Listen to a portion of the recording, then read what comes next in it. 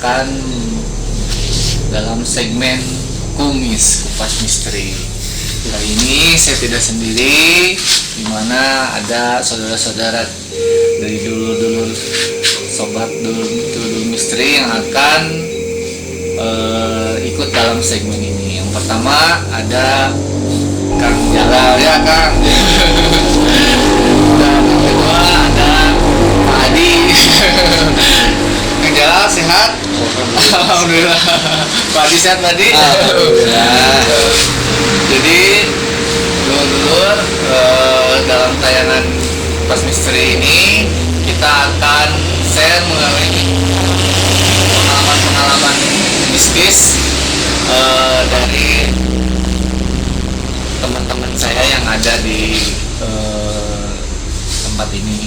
Jadi kebetulan rekan-rekan saya yang ada di acara di sini akan sharekan secara pengalaman kisah nyatanya ya Kang ya. Mudah-mudahan nanti kita akan mendengar dan menyaksikan cerita mistis yang mungkin bisa menaikkan bulu kuduk. Baik Lur, nanti kita akan dengarkan cerita pertama ya dari Kang Jalal. Jadi Kang Jalal nih kebetulan dulur dalam kumis ini akan ada sesi mengenai cerita mistis nih. Kang Jalal sendiri bagaimana nih cerita mistis dalam hal yang paling berkesan? Bisa diceritakan Kang Jalal bagaimana kisah ceritanya? Kalau cerita mistis sih sebenarnya gimana ya? Tidak bisa dilihat tapi bisa dirasakan. Bisa dirasakan. Jadi kalau pengalaman pribadi saya itu justru lebih ke terlihat gitu. Terlihat. Iya, terlihat. Ya. Saking enak lihatnya sambil ngajak ngobrol biasa aja gitu. Dengan makhluk astral itu. Ah. Bagaimana tuh ceritanya sampai Kang Jalal bisa mengalami kejadian makhluk astral, melihat makhluk astral tersebut? Jadi secara tidak sengaja mungkin karena saya juga belum tahu kepastiannya itu benar apa enggaknya gitu. Tapi emang dirasa saya kayak ngobrol biasa aja gitu, kayak ngobrol sama teman atau misalkan keluarga gitu. Kirain saya emang itu orang ada gitu, dan ternyata itu orang nggak ada gitu. Hanya saya aja yang ngobrol ini itu gitu. Jadi kayak orang stres lah kalau bilang. Apakah sebelumnya gitu ada trigger atau yang menyebabkan Kang Jalal ini bisa berkomunikasi dengan sosok makhluk astral tersebut ya? Jadi dulu emang waktu kecil emang suka lihat yang nggak jelas kayak gitu atau makhluk astral ya, bisa dibilang. Dari kecil sudah mengalami pengalaman ngobrol dengan makhluk astral Kang Jalal ini. Jadi mama sering bilang emang pendiam di rumah tuh emang di rumah emang karena ada teman. Kalau saya pribadi gitu kan saya sempat bisa dibilang mau mati suri lah. Nah, pengalaman dari kecil Kang Jalal istilahnya sering komunikasi sama makhluk astral berlanjut sampai dewasa SMA kelas 3. Jadi kelas 2. Perjalanan hidup Kang Jalal ini sehari-harinya memang sering interaksi sama makhluk astral aja. Kalau dibilang sehari-hari sih enggak juga, momen-momen tertentu. Jadi ada momen-momen tertentu. Bisa diceritakan apakah sosok-sosok yang memang menurut Kang Jalal itu sering interaksi dengan Kang Jalal, dan pada saat itu mungkin si makhluk ini memang yang dari kecil sampai dewasa itu makhluk yang sama? Kalau di ini ya, soalnya susah dijelaskan juga sih. Kalau untuk seperti itu saya nggak bisa jawab lagi karena emang no comment. Jadi untuk mungkin ada yang bisa di share, ada yang tidak. Cuman menurut Kang Jalal sendiri nih, setelah mengalami kejadian yang memang dekat dengan sosok-sosok makhluk astral tersebut gitu Kang Jalal, di masa sekarang apakah kejadian itu masih terus berlanjut, apa memang sudah agak sedikit interaksinya Kang Jalal? Kalau di masa sekarang agak mulai sedikit berkurang ya, karena emang aktivitas mungkin ya, ketutup sama aktivitas sehari-hari. Cuman kalau saya datang ke tempat baru itu baru ada interaksi, kayak misalkan ada yang ngajak ngomong, terus ada yang liatin. Apakah Kang Jalal ini memang ketika istilahnya masa perjalanan dari anak ke dewasa ini mengikuti sebuah istilahnya perkumpulan gitu yang memang ada kaitannya dengan erat kaitannya dengan sastra gitu? Kalau kegiatan dari kecil saya mungkin nggak ikut, cuman kalau misalkan ada pengajian kayak gitu atau kumpulan teman-teman seminggu sehari biasanya saya ikut gitu. Karena emang saya tertarik di ngajinya gitu kan, nggak tertarik di goibnya justru. Tapi memang apakah memang ada sisi ketika pengajian itu dengan bersentuhan dengan ritual-ritual kayak gitu ada?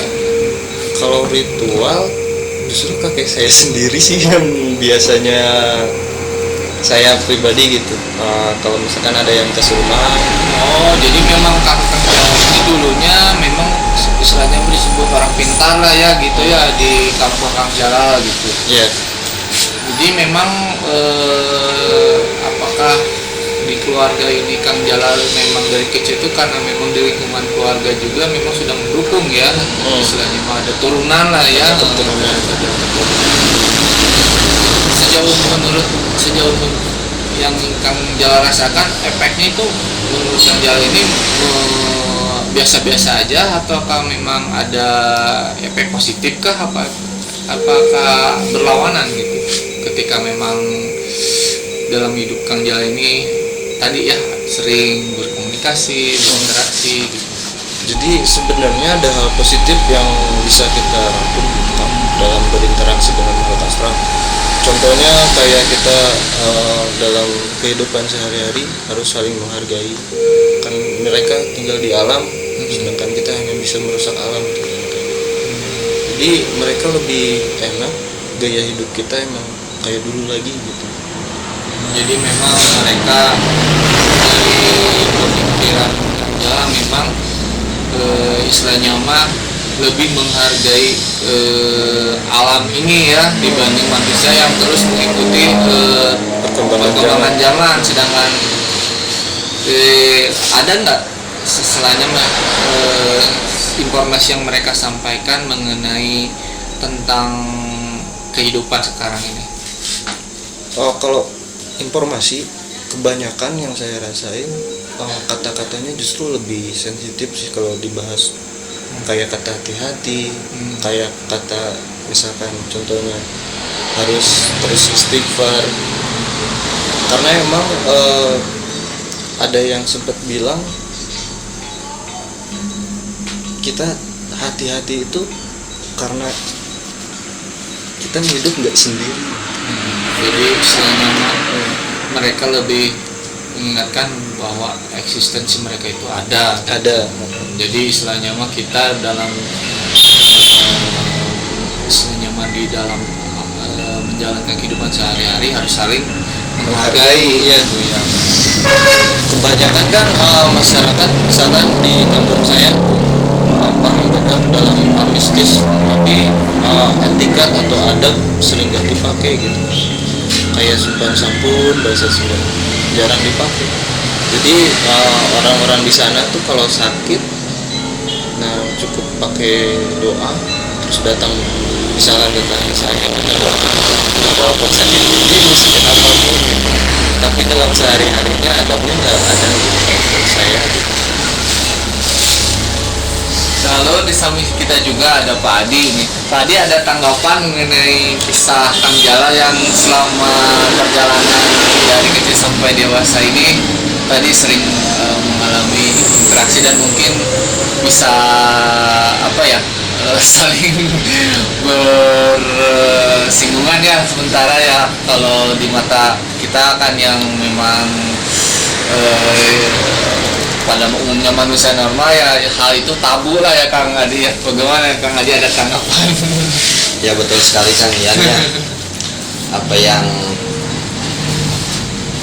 dialami oleh saudara kita Kang Jalal itu mungkin sudah jelas, baik itu riwayat dari sang kakek gitu ya, Turunannya ya. yang memang menimbulkan satu sensitivitas kalau umumnya dikasih kelebihan lah gitu ya. Nah, kalau kita kaji dari kelebihan yang memang Kang Jalal punya, itu juga tidak lepas dari yang namanya kalau istilah di Sunda itu lebih ke arah meyakini adanya yang gaib gitu kan gitu. Kadang tidak bisa kita raba tapi terasa, terkadang juga tampak tapi tidak bisa diraba gitu.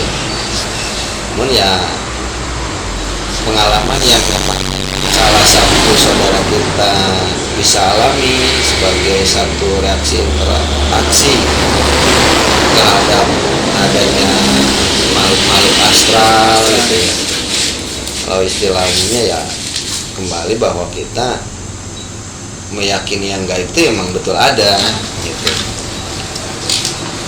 Dan seperti yang dialami bahwa lebih cenderung itu ke arah bagaimana saling berpesan moral satu sama lain gitu kan. Di situ kaitan dengan saling menjaga, saling berhati-hati, saling menghargai, bukan hanya sebatas terhadap yang tampak saja ya. Yang tidak tampak pun memang perlu dihargai gitu kan. Seperti halnya ketika kita mendatangi satu tempat yang baru, istilahnya ada permisi dulu lah gitu kan. Itu pun ya di luar itu pun juga kembali bahwa memang apa yang bisa kita rasakan itu terlahir dari satu kensensitivan yang alami, yang tidak bisa seolah-olah Semua orang punya gitu kan. Hanya orang-orang tertentu saja yang mendapat satu kelebihan gitu.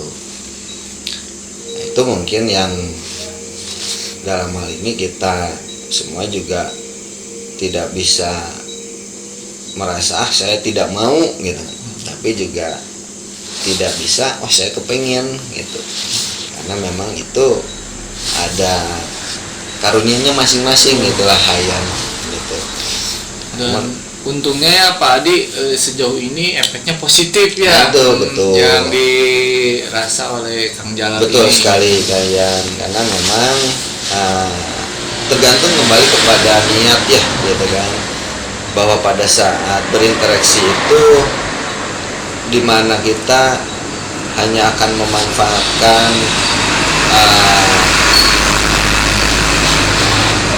alam-alam gaib itu sebagai satu bentuk kerusakan.